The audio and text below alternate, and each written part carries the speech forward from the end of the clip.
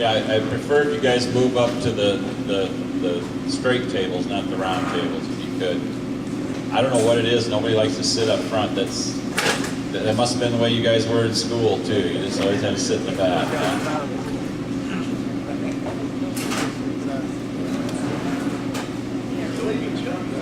You can't sleep in the front row? Well, as cold as it is in here, I doubt much of that's going to happen today, so.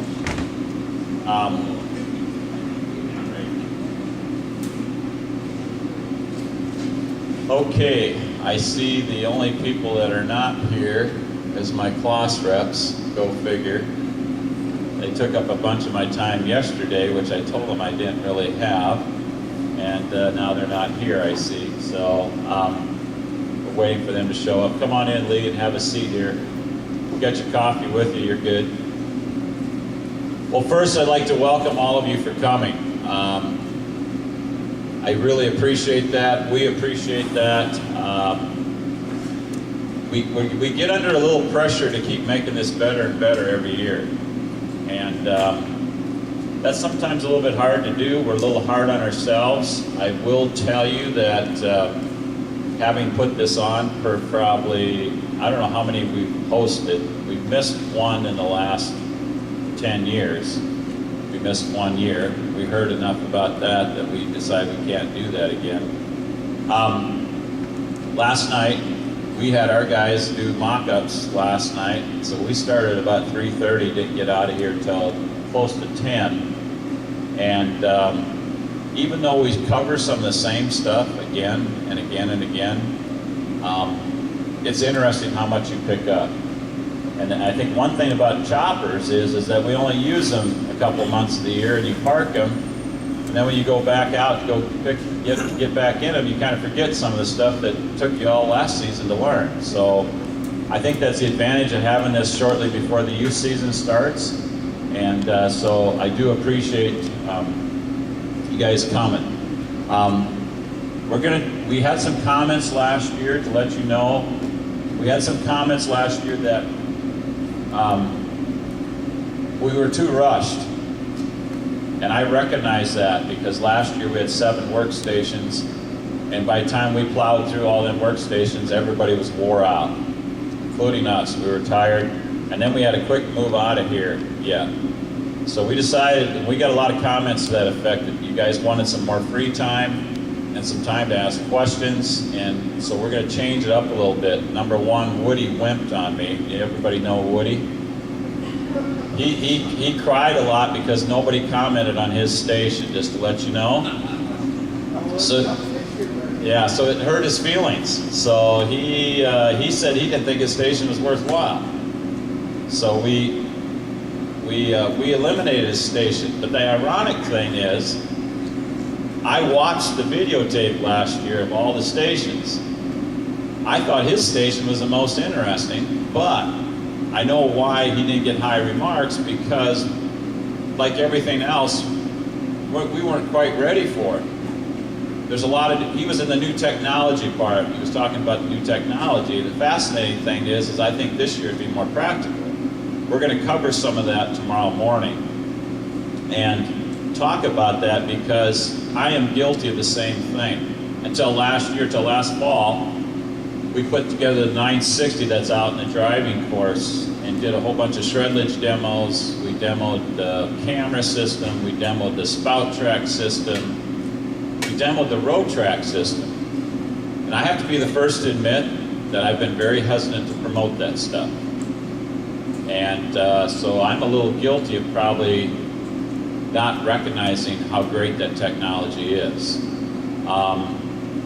And the reason we're having a driving course tomorrow morning to show you the advantages of the windrow pickup laser that finds the windrow, and you're going to see that. I hope every one of you take an opportunity to actually drive and find out that that really works. Is it helps offset the cost of the road track, because you need some of the same components to make the road track work in corn. So I don't think the windrow pickup is as big a deal as the road track. Once we ran the road track last year and realized how well it worked, and it's set up on a machine in the head booth, it was fascinating to me that, wow, we've been missing this, because it works really well. Really, really well. The other thing that Woody had in his booth last year that we weren't quite ready for is the yield and moisture monitor. And admittedly, we didn't get our demo unit calibrated till a little bit too late. And when we finally realized how well it worked, it makes you look at that entirely different. I'll show you that tomorrow on the board of 1 day's worth of chopping and the readout that the chopper kept in the computer. The chopper told the guy everything: how much corn we'd put in the bunker, the dry matter, the weight, tonnage, dry tonnage, and how many hours it took. Boom, it was all in there. And we checked a couple loads and we were within 100 pounds. So it's amazing how far that technology's come. I think it eliminates some need for scales. Fact is, I'm convinced it does. So I would have a hard time selling a guy a new scale system for his truck or for his high dump, knowing how well that yield monitor and moisture sensor works on these new choppers. Now, that part is only available on 494s because we need the computer stuff. By the way, when I say 494, you guys understand the Kloss lingo? Does anybody know what 494 is? Go ahead, Carl. Okay, good. Kloss lingo, we always have to remind ourselves, you guys aren't around this every day, but I don't even know why Kloss decided to put model numbers on their choppers. Because when you talk to the Kloss guys, the only thing they know is 491, 492, 493, or 494. Now 493 is a hybrid. There's only one of them in here, and that's Ed. He has one. But 494 is all the new models, and the 492s are 900s and older. But Kloss only talks in that language, and so do our mechanics, because the 492s basically are all the same. And the 494s are basically all the same except for the engines. The engines are the only difference in the choppers. Otherwise, everything else is basically the same. So there's some 491s, which would be an 880. That 880 that we have on the mowers out there is a 491. Do I have that right, Mark? Yeah, okay. 492s is what primarily most of the school's going to be on, is anything built before 2008 is a 492. From 2000 to 2008, 8 years, is a 492. The neat thing is the shredlage thing, which we're dealing with tomorrow, and some today, because Bob is going to talk about that in his workstation. He's got shredlage rolls there, but last year shredlage was only available in 494s. This year, we're going to have shredlage available in 492s. And shredlage is a way bigger deal than most of you are going to give it credit for. The results are amazing. And I've not heard one negative thing about shredlage yet. And tomorrow will be worth being. How many of you can't be here tomorrow morning? All planning on being here tomorrow morning? Good. It'll be worth your while. Last year I told you guys when we were kind of at the beginning of this deal that it was going to be bigger, just as big, if not bigger than kernel processing. It's going to be bigger. And when you see the results tomorrow, some of this stuff, we're going to have a slideshow for you. I'm going to have I've done some research myself. I got some comments back from people that I know that fed this stuff. You cannot help but take a look at it. And we're going to talk about costs of running it tomorrow morning. We're going to talk about costs of operation tomorrow morning. We're going to give some time for that. Another thing we're doing different in the workstations today, just to let you know, going to be a little more time. We also have one of my guys following each group. And their job is to write down questions. We didn't do that last year. So if you have questions, they're going to write them down. And in case they didn't, we're going to have time at the end of today to discuss some of those questions. And there is no stupid questions, because if there was stupid questions, I got the prize for it last night. I asked a couple, And my employees gave me a reprieve on the next one I asked, and they said it made up for the stupid one I asked. But it happens. Don't be afraid to ask those questions. Because I had yet to bump them a little later. See, that question wasn't that stupid. I even stumped that guy. So anyway, it happens. Ask the questions. We're going to have a guy in the group writing them down. And we're going to try to make sure everybody gets privilege of hearing those questions in the group. Couple things. Bathrooms are outside through the door. And the first door is the ladies' bathroom. So if you get confused and there's no urinals in there, you know you're in the wrong bathroom. I think the new signs sometimes are very confusing. Or it's age and you walk in the wrong one like I did yesterday. Okay. The other thing about being here today is I think I get to go to some dealer meetings, and what I enjoy at the meetings is the interaction between other dealers more so than sometimes the stuff you learn. So take advantage of that today. Take advantage of your neighbors. Talk to them about what you're doing. Because there is some big things to be learned, some relationships. Some of you I haven't seen since last year, so that's good. How many of you it's your first time here? One. Leave your hands up. 1, 2, 4, 5, 6, 7, 8, 9, 10, 11, 12. Wow. Good, good. That's awesome. That's awesome. How many of you have been here 5 times or more? About the same number. All right. Good, good. Another big thing. We miss once in a while safety. I don't think I could preach more on safety. That's just something to be very careful of. There's a lot of alarm mechanisms built into these machines. I would really discourage you from disconnecting them. Safety is a big deal. It's a big deal to have a machine running and not be in the seat. We really discourage that. And sometimes you can't assume that somebody else isn't around you. So safety is still a big issue. There's magazines laying on the table in front of you. They just came out. I don't want you reading them now, but make sure you take them with you. This is a local business magazine that I don't think any of our farmers get. The fascinating thing, I've been getting this magazine a long time. It's a good local magazine, very well done. But they have highlighted about 5 or 6 of our farmers, and Edeline Dairy's in there, Van Dyken's in there, Stapp is in there. It's very well done, and it's kind of cool that the business world recognized, you know, you guys in Eastern Washington or some other places, like if you're from the Midwest like I am, you're used to getting a lot of ag comments. It's very unusual on our side, on the coast side, to have anything ever written about agriculture, and the magazine did a really good job. So that's the first time I've seen articles like that in the magazine, so they've done a really good job. I encourage you to take that with you. Some of the things that, how many of you use Bluetooth? How many of you have it wired into your chopper so it works on the chopper? 1? Okay. How many of you got smartphones? Most of you. Okay. I would encourage you to get that in your harvesters. We are selling radios. We are selling radios with Bluetooth in them. It works really well. It works really, really well. Yesterday, me and my wife bought a new car about a year ago.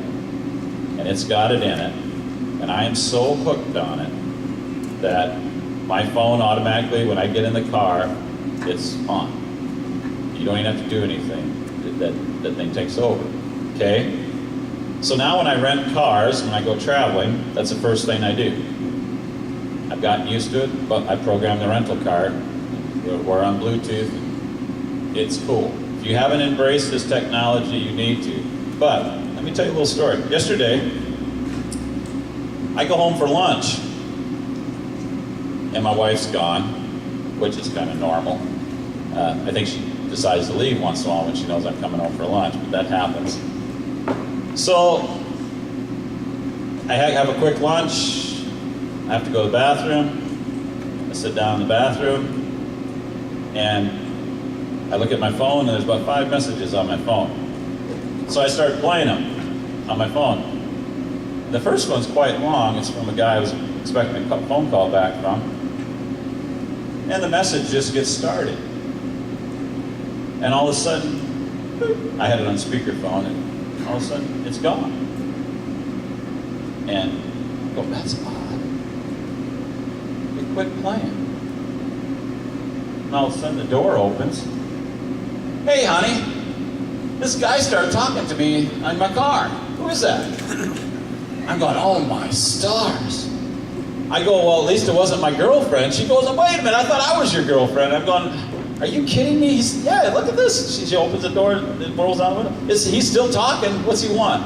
Well, it was her car drove up, and instantly my phone's still programmed in the car, and it picked up. It took over my message and just started playing. And that's how good Bluetooth works. The minute you get back in a cab or you get close to your car, or it just picks right back up on the radio. You can talk back. The neat thing about Bluetooth, for those of you not familiar with it, is what it does is if you have the radio on, you're listening to it, it turns the radio off. Mutes it, tells you who's calling you, gives you the phone number, touch a button and you answer. I never take my phone out of my holster. I just touch a button on the steering wheel. On a radio, the button's on the phone. I mean on the radio. And it's, in our car, it even turns down the fans and everything. So, if you're looking for something simple, it's not very hard to do. It's not very hard at all. So, I would encourage you to do that. The guy's got some Bluetooth radios over there. There's some neat stuff. Probably the single biggest thing we need to preach on is cleaning, cleaning, cleaning, cleaning. And then if you don't clean, clean, clean, clean, you will have mice, mice, mice, mice, and then rats, rats, rats. And it's a problem. It's even a problem at our place.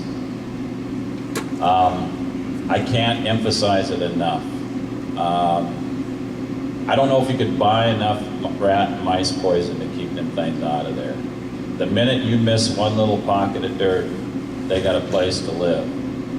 We've had machines show up on our lot, and including machines we own, that in one day we couldn't move the joystick because they chewed through the wires and the machine would not move. Isn't that correct, Mark? Yeah.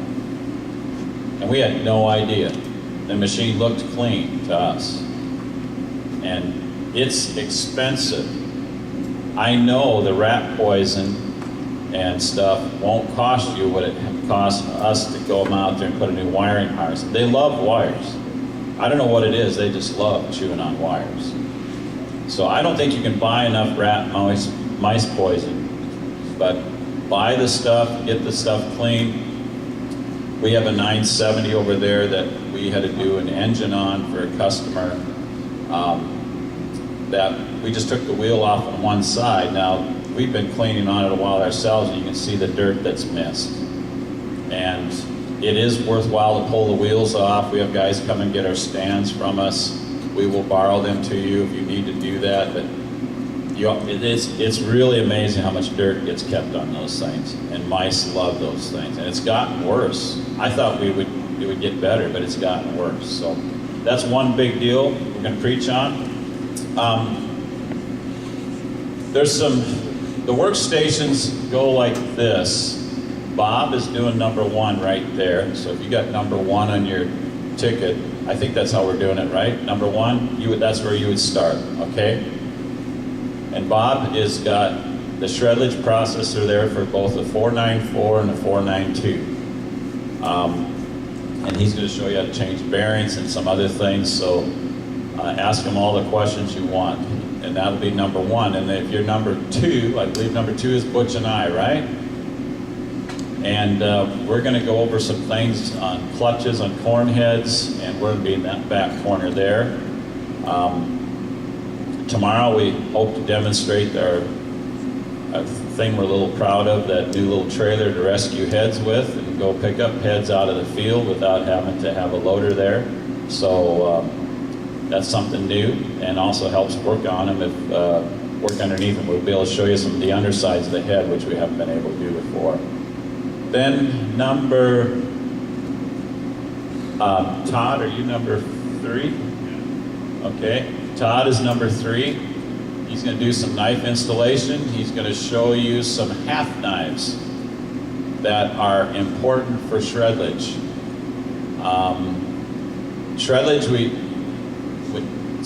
just to give you a little heads up for tomorrow, but one of the reasons you need to pay attention to that, because shredlage requires feeding bigger pieces into the processor.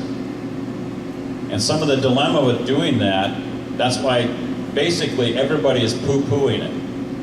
So don't get me wrong, there's a lot of negative stuff out there, but it's all from manufacturers poo-pooing it. And they don't want it to take off because we will have some machine issues because of it. But what you're trying to do is make it feed bigger pieces into the processor. Then it becomes very important how them big pieces get there. And the reason there's half knives recommended in the 492s is so that the pieces are coming in more evenly and not making the processor just really hammer. Ironically, the 492 with half knives may feed a little nicer than the 494 does with the way we got it set up.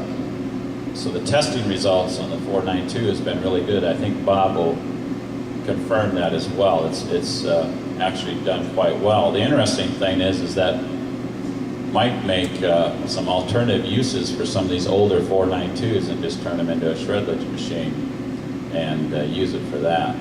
When you see the return on shredlage, I think you will look at that entirely differently. But anyway, Todd's going to go over some of that. He's got half knives set up in that 492. He's going to go over some stone sharpening issues. It's kind of fascinating every time we do that stone sharpening thing. We even struggled last night to get that one done right because it was stuck in there. So anyway, and then the next one is Mark. Is that correct? Niemeyer? And he's done, we've had some requests for accelerator stuff and some worm gear stuff on the spout. He's going to do a bunch of stuff with that on his booth. And then we get to Rick Vandermillen. He's in the corner there with the 970 with the twin engine. That probably going to bear out more concern where we're going with some of the new Tier 3, Tier 4 stuff. Number one, Rick is going to be leaving us. We're not real crazy about that, but he's chasing some woman over to Wisconsin, so, give him a bad time. And, if there's any way we could talk him into staying, I would like to have him stay. He's been a great addition for us. How long you been with us already, Rick? 5 years.